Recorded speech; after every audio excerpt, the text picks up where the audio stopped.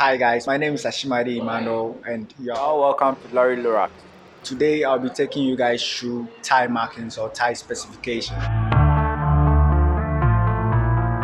So watching this tie, this is the plan of the tie and these sides are the profile of the tie. Okay, so what we see over here is the first number and the first number is 195 millimeters.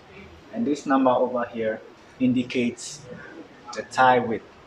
And how to take the tie width is from the side wall of the tie to the other end of the tie. So from here all the way to here is the tie width. Talking about the diameter of the rim as well, you can see the diameter of the rim and it's mostly indicated here as 14. And secondly, you see the aspect ratio. And the third, you see either R or bias something. But mostly the ties are radial tie constructions. And then after that, you see another value, which is the load index. And then from the load index, you are going to see another value, which is the speed rate at which the tie can move.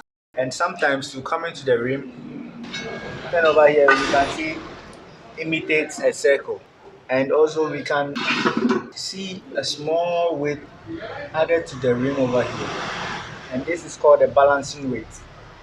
Whenever you are doing balancing of tie, you will see that when the tie is not balanced, there are certain weights that are added to the tie to make it balance. So when you see this, you just know that it's called the balancing weight.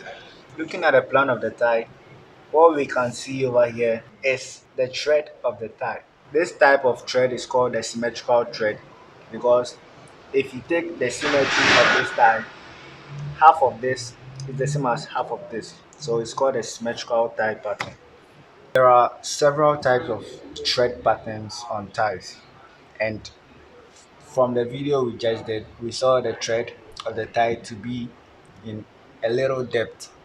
But over here, we can see the thread of the tie having a high depth.